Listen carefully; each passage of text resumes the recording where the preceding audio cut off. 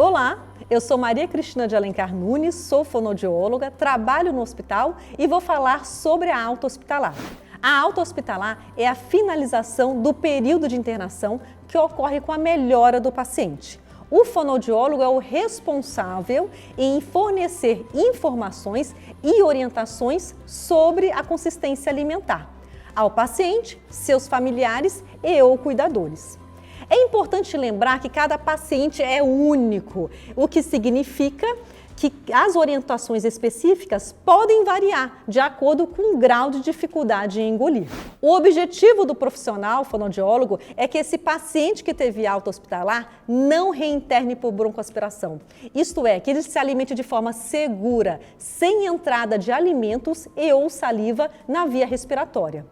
E por isso tem que se atentar às complicações, que o paciente pode apresentar uma aspiração pulmonar, desnutrição e desidratação. Portanto, em algumas situações, algumas pessoas terão que sair do hospital utilizando o espessante alimentar para alterar a textura dos líquidos e dos alimentos. Por isso, é muito importante se atentar a todas as orientações realizadas pelo fonoaudiólogo na alta hospitalar, como, por exemplo, seguir todas as orientações de como preparar as consistências alimentares, que pode variar entre néctar, mel e pudim.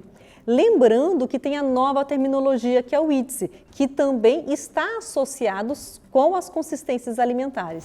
E lembre-se que pode ocorrer a evolução gradual, segura e cuidadosa entre as consistências alimentares, de acordo com a evolução da disfagia.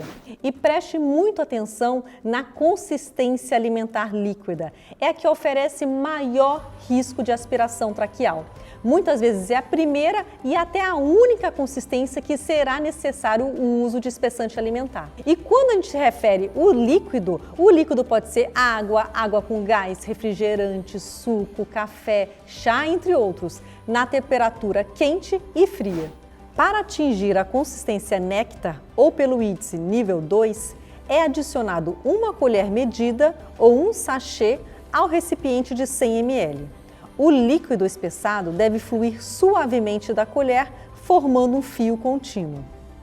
Já para obter a consistência mel ou pelo IDSE nível 3, deve adicionar 2 colheres medida ou 2 sachês ao recipiente de 100 ml. O líquido deve escorrer da colher, formando um V. A fim de obter a consistência pudim ou pelo IDSE nível 4, é adicionado 3 colheres medida ou 3 sachês ao recipiente de 100 ml. O líquido ficará na consistência homogênea e espessa com ausência de grumos.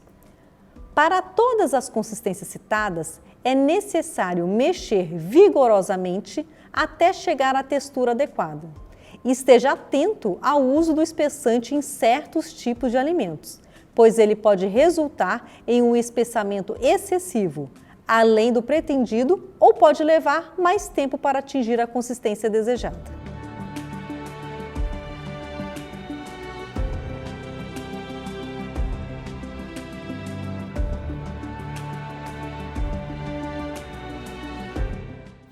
Às vezes o que pode acontecer é o paciente ter alta hospitalar utilizando uma sonda de alimentação e também comendo pela boca, com alguma consistência definida pelo fonoaudiólogo. Então, se a pessoa disfágica saiu comendo pela boca, nós temos alguns utensílios que podem auxiliá-lo. Lembre-se que sempre que o paciente estiver se alimentando, ele tem que estar acordado e responsivo. Por exemplo, o copo. Para as pessoas disfágicas, nós indicamos o copo com recorte na borda. Qual que é a diferença do copo normal? No copo normal, a pessoa, quando vai beber o líquido, vai inclinar a cabeça para trás. E qual que é o perigo de inclinar a cabeça para trás? Que tem o maior risco de engasgar porque a via aérea está aberta. Já no caso do copo com o recorte na borda, não será necessário inclinar a cabeça para trás.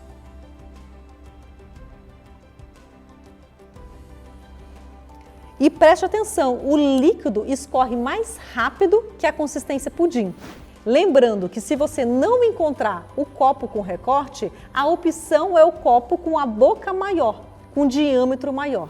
Em relação à colher, existem pessoas disfágicas que necessitam de um volume maior na boca. O que te indica? Uma colher com uma profundidade maior para ter maior volume e ele tem uma maior sensibilidade na boca para iniciar a deglutição. E existem casos que o paciente tem um risco de broncoaspirar, de engasgar e precisa de um volume menor. O que te indica? Uma colher pequena. No caso do canudo, converse com seu fonoaudiólogo. Ele vai te orientar se será necessário diminuir o comprimento. Essa é uma estratégia que vai ajudar, porque quanto menor o tamanho do canudo, menos força a pessoa disfágica vai fazer para puxar o líquido. Aqui eu dei o exemplo do copo, da colher ou do canudo, mas converse com seu fonoaudiólogo para ver se ele tem outra estratégia para poder te auxiliar. Verifique se a prótese dentária está ajustada e fixa. Dependendo das texturas alimentares, a pessoa pode enfrentar dificuldades na mastigação e na trituração, engolindo pedaços maiores e tendo risco de engasgar. Atenção com sintomas de tosse, engasgo, voz molhada, pigarro durante e após a alimentação, bem como a sensação de alimento parado na garganta. Se os episódios de engasgos ocorrem com frequência, é recomendável consultar o fonoaudiólogo responsável para uma reavaliação. É essencial que as instruções fornecidas no momento da alta hospitalar possam ser implementadas de maneira eficaz no ambiente domiciliar. Receber uma pessoa com disfagia em casa gera muita preocupação aos familiares. É muito importante que você busque o atendimento fonoaudiológico no seu domicílio ou em um consultório. Mas enquanto isso não acontece, existem algumas dicas imprescindíveis para que a pessoa tenha uma alimentação segura, ou seja, sem risco nutricional e sem aspiração de alimento. Meu nome é Juliana Venites, eu sou fonoaudióloga e trabalho há muitos anos nos domicílios das pessoas com disfagia após alta hospitalar. Nós podemos dividir essas recomendações em dois grupos. Em primeiro lugar, nós vamos falar sobre o foco na alimentação. Procure seguir a consistência da dieta e do líquido recomendado pelo fonoaudiólogo, médico ou nutricionista do hospital. Não faça testes por conta própria porque pode ser muito perigoso.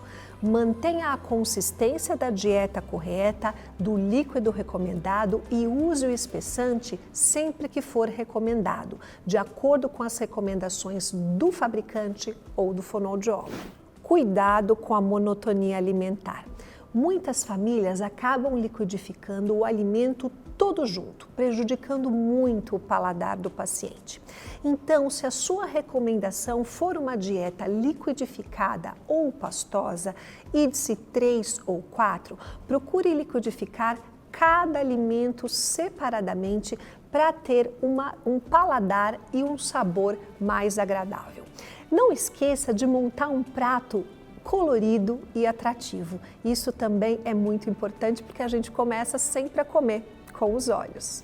Sempre que possível, prepare receitas na consistência permitida à pessoa com disfagia que possam ser compartilhadas com toda a família, porque a gente sabe que o isolamento social que a disfagia traz é quase tão impactante quanto as intercorrências de saúde desse problema. O ambiente para se alimentar também é muito importante. Se a pessoa com disfagia for distraída, procure ambientes mais calmos, aonde não tenha muito barulho ou circulação de pessoas. Mas se a pessoa for mais sonolenta, menos ativa, procure chamar a atenção dela para que ela não fique com a comida na boca. Em ambas as situações, é bastante perigoso engasgar. Para poder comer, beber ou receber a medicação, a pessoa deve estar sempre sentada a 90 graus. Cuide para que a cabeça também esteja alinhada ao corpo. E para isso, você pode utilizar toalhas, travesseiros e sempre uma cadeira confortável para que a alimentação seja agradável e segura. Preste muita atenção no ritmo da alimentação. Aguarde sempre a pessoa engolir para você oferecer um novo bocado ou um novo gole. Muitos esquecem que estão com a comida na boca e necessitam de uma ordem para poder engolir. Outros nem assim. Realmente vai ser necessário você dar uma outra colherada vazia para que ele consiga engolir o que ficou faltando. Não deixe de fazer com a pessoa com disfagia os exercícios que o fonoaudiólogo recomendou para o momento da alimentação. Exercícios e manobras são fundamentais para limpar a garganta e engolir de uma forma eficiente. É também necessário nós ampliarmos as nossas recomendações para um foco que vai além da alimentação. É o que a gente chama de foco no cuidado. A má higiene oral pode causar infecção pulmonar por aspiração de saliva. Dessa maneira, sempre que a pessoa comer, você deve fazer a higiene oral, nem que a porção de comida seja bem pequena. O que a gente não pode esquecer é que a pessoa com disfagia pode ter dificuldade de fazer o bochecho e acabar se engasgando. Então, dessa forma, nós recomendamos que você faça a higiene oral com uma gaze enrolada, bem enrolada na espátula, né? E aí você vai pegar, molhando no enxaguante bucal com pouca quantidade, espremendo essa gaze, você vai fazer a higiene oral, retirando todos os resquícios de comida e as sujeiras que você encontrar dentro da boca. Você vai mergulhando e trocando a gaze e fazendo essa higiene de forma a não utilizar muita água e colocando o paciente em risco de aspirar. Outro ponto que gera muita angústia à família é como medicar o paciente. Siga rigorosamente as recomendações que foram te passadas no hospital. Observe se o paciente engoliu o comprimido para ofertar outro e jamais ofereça mais do que um comprimido junto. Se por acaso no hospital pediram para você macerar o comprimido e oferecer ao paciente, preste bastante atenção para que esse pó seja bem misturado com o líquido ou com o pastoso, para que ele não grude na boca ou na garganta e gere engasgo. Algumas pessoas com disfagia apresentam excesso de saliva. Muitas vezes isso é controlado através de medicações, logicamente prescritas pelo médico de referência.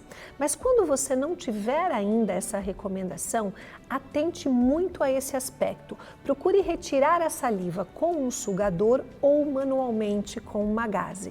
Excesso de saliva pode gerar engasgo.